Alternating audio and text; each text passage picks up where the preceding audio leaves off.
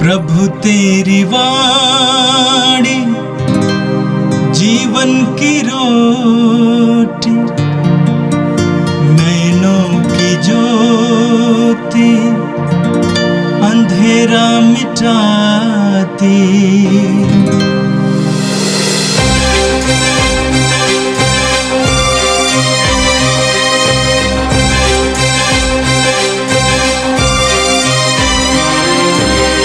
प्रभु तेरी वाणी जीवन की रोटी, नैनों की ज्योति अंधेरा मिटाती।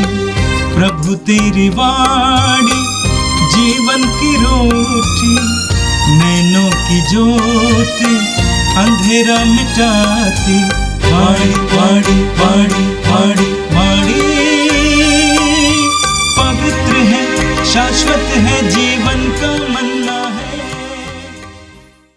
9 अप्रैल मंगलवार।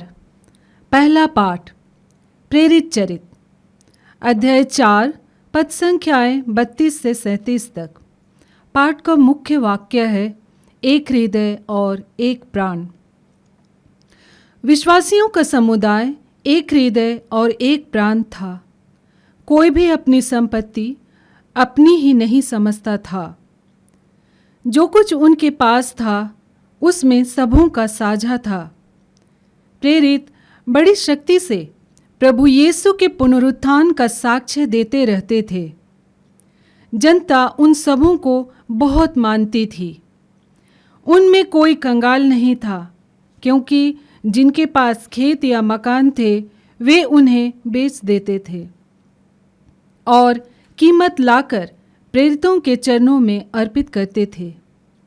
प्रत्येक को उसकी आवश्यकता के अनुसार बांटा जाता था। योसेफ नामक लेवी वंशी का जन्म कुप्रुस में हुआ था। प्रेरितों ने उसका उपनाम बरनाबस अर्थात सांत्वना पुत्र रखा था। उसके एक जमीन थी, उसने उसे बेच दिया और उसकी कीमत लाकर प्रेरितों के चरणों में अर्पित कर दिया। यह प्रभु की वाणी है। संत यूहन्ना के अनुसार पवित्र सुसमाचार, अध्याय 3 पद संख्याएं 7 से 15 तक। यीशु ने निकोदेमुस से कहा, आपको दोबारा जन्म लेना है। पवन जिधर चाहता है उधर बहता है। आप उसकी आवाज़ सुनते हैं, किंतु यह नहीं जानते कि वो किधर से आता और किधर जाता है।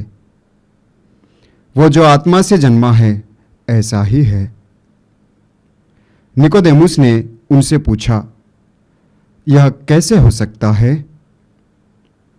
यीशु ने उनसे उत्तर दिया, इस्राएल के गुरु होते हुए भी आप यह नहीं समझ सकते हैं?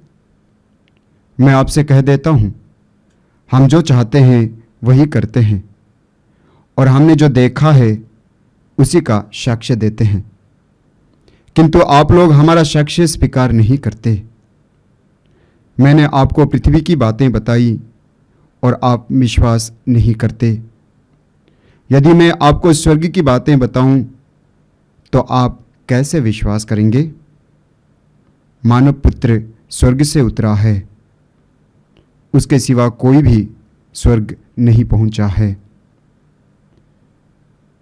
जिस तरह मूसा ने मरुभूमि में सांप को ऊपर उठाया था, उसी तरह मानव पुत्र को भी ऊपर उठाया जाना है, जिससे जो कोई उसमें विश्वास करे वह अनंत जीवन प्राप्त करे। यह प्रभु का पवित्र सुसमाचार है। ख्रीस्त प्रभु की जय। जीवित प्रभु यीशु में मेरे प्यारे भाई और बहनों, प्रभु यीशु जी उठने के बाद अपने शिष्यों को दर्शन देते हैं और प्रभु यीशु का दर्शन पाकर प्रभु यीशु के शिष्य प्रभु यीशु के बारे में साक्ष्य देना शुरू कर देते हैं। और यही कारण है कि विश्वासियों की संख्या बढ़ता है। आज के पहले पाठ में हम उन विश्वासियों की एकता के बारे में सुना। प्रभु का वचन कहता है, विश्वासियों का समुदाय एक हृदय तथा एक प्राण था। यानी वे जो प्रार्थना करते थे एक साथ प्रार्थना करते थे, सब लोग निस्वार्थ भाव से जीते थे। आगे प्रभु का वचन कहता है कि कोई भी अपनी संपत्ति नहीं समझता था।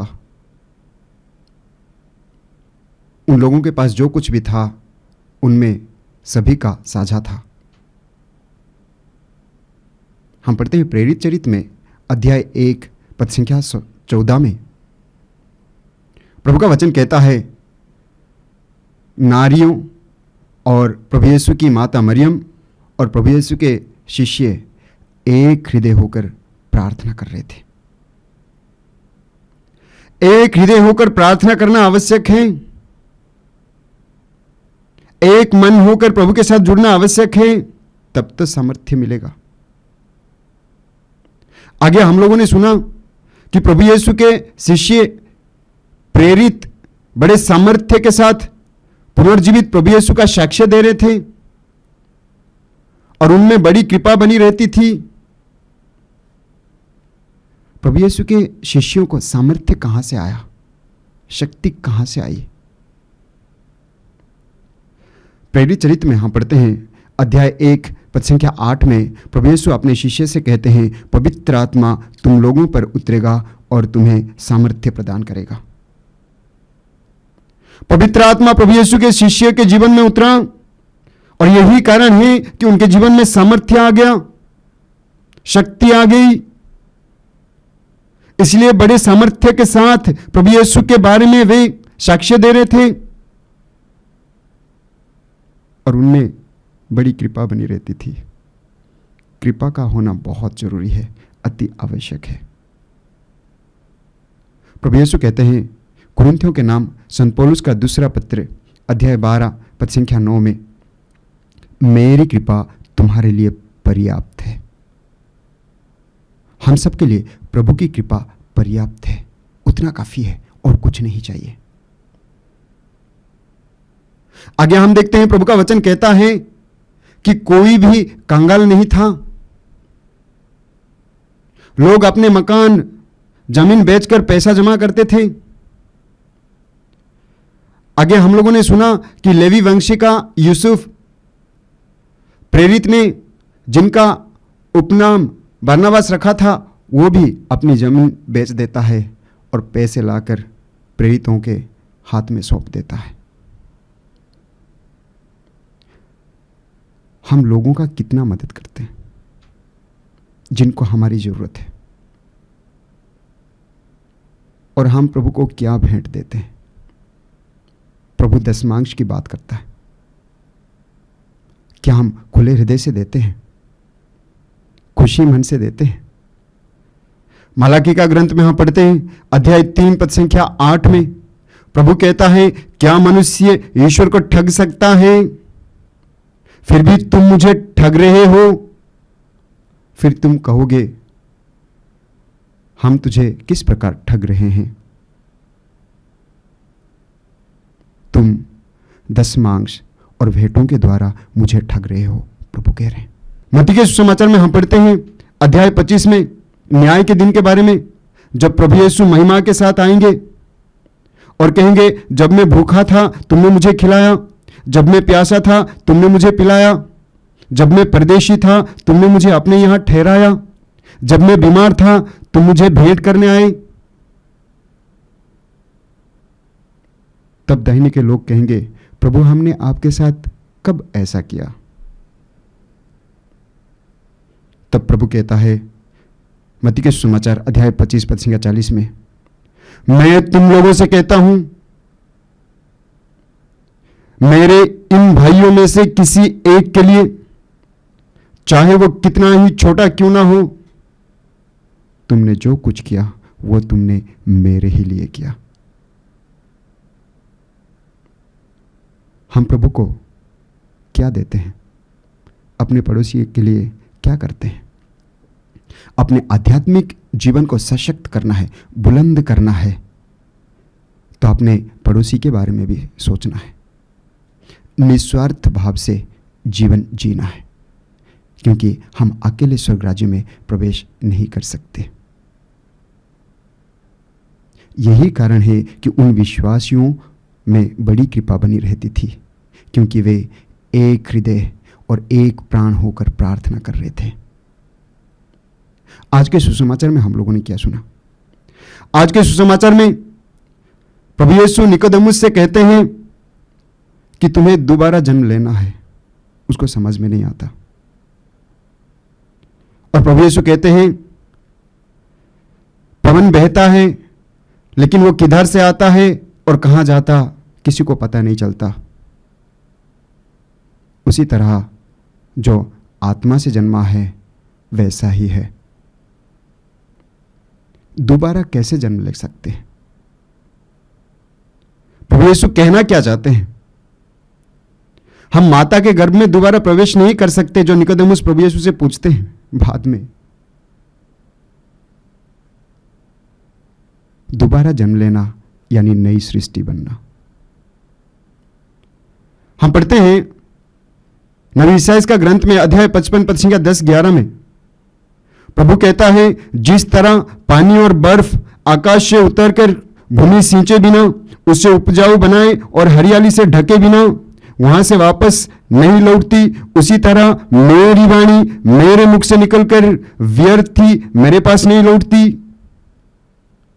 मैं जो चाहता हूं वो उसे कर डालती है। मेरा उद्देश्य पूरा करने के बाद ही वो मेरे पास लौटती है। यानी प्रभु के वचन का जो उद्देश्य है, हमें नई सृष्टि बनाना, नया बनाना। उसी तरह जो पवित्र आत्मा में भर जाता है, हवा की तरह स्वतंत्र हो जाता है, आजाद हो जाता है। इसलिए प्रभु कहता है योएल का ग्रंथ में अध्याय 3 पद संख्या 1 में, मैं सब शरीरधारियों पर अपना आत्मा उतारूंगा, तुम्हारे पुत्र पुत्रियां भविष्यवाणी करेंगे, नवयुवकों को दिव्य दर्शन होंगे, बड़े बूढ़े स्वप्न देखेंगे। पवित्र आत्मा जब हमारे जीवन में आ जाएंगे तो हम स्वतंत्र हो जाएंगे।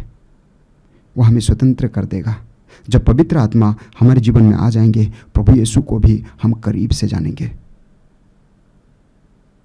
हम पढ़ते हैं यूहन्ना के सुसमाचार में अध्याय 8 पद संख्या 32 में प्रभु यीशु कहते हैं, तुम सत्य को पहचान जाओगे और सत्य तुम्हें स्वतंत्र कर देगा, यानी आजाद कर देगा। और वो सत्य है प्रभु यीशु मसीह। मेरे प्यारे भाई और बहनों, आगे हम लोगों ने सुना कि प्रभु यीशु कहते हैं, जब मैं पृथ्वी की बातें करता हूं तो तुमको समझ में नहीं आता और तुम इस्राएल के गुरु हो। निकोदेमुस से प्रभु यीशु कहते हैं, तो मैं स्वर्गिक बातें करूंगा तो तुमको कैसे समझ में आएगा। प्रभु यीशु कहते हैं, हमने जो देखा है, जो सुना है, उसके बारे में हमने बताया। अगर मैं स्वर्गिक बातें करूंगा तो तुमको कैसे समझ में आएगा। आगे प्रभु यीशु कहते हैं, मानव पुत्र स्वर्ग से उतरा है। प्रभु यीशु मसीह मानव शरीर धारण कर इस धरती पर आए। कहां से आए? स्वर्ग से आए। यूहन्ना के सुसमाचार में हम पढ़ते हैं अध्याय 1 पद संख्या 13 में प्रभु का वचन कहता है, वे ना तो रक्त से, ना शरीर की वासना से और ना मनुष्य की इच्छा से, बल्कि ईश्वर से उत्पन्न हुए हैं। प्रभु यीशु मसीह स्वर्ग से आए। और आगे प्रभु यीशु मसीह कहते हैं, जिस तरह मूसा सांपों को ऊपर उठाया करता था, उसी तरह मानव पुत्र भी ऊपर उठाया जाएगा और जो उसमें विश्वास करेगा उसे अनंत जीवन प्राप्त होगा। मेरा विश्वास मेरे प्रभु यीशु मसीह में कितना गहरा है। मेरा विश्वास मेरे प्रभु यीशु मसीह में कितना गहरा है। अपने विश्वास को जांचने का समय है। आइए हम अपने विश्वास को देखें। मैं प्रभु पर कितना भरोसा रखता हूं, कितना विश्वास करता हूं। प्रभु यीशु कहते हैं मरकुस के सुसमाचार अध्याय 9 पद संख्या 23 में, विश्वास करने वालों के लिए सब कुछ संभव है। यूहन्ना के सुसमाचार अध्याय 14 पद संख्या 1 में प्रभु यीशु कहते हैं, तुम्हारे जी घबराए नहीं, मुझ में विश्वास करो, क्योंकि प्रभु यीशु मसीह में अनंत जीवन है। हम पढ़ते हैं रोमी अध्याय 6 पद 23 में ईश्वर का वरदान है प्रभु यीशु मसीह में अनंत जीवन। क्या मैं उस अनंत जीवन में विश्वास करता हूँ? आइए हम आज के दिन को प्रभु के चरण में रखें, अपने आप को पूरी तरह प्रभु के चरण में सौंप दें।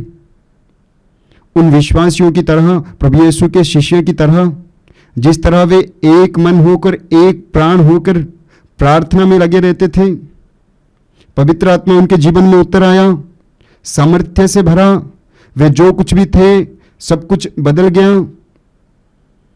उनका जीवन शैली बदल गया, उनमें शांति आ गई, वे सब एक मन हो गए, एक हृदय हो गए, प्रभु की कृपा बनी रही।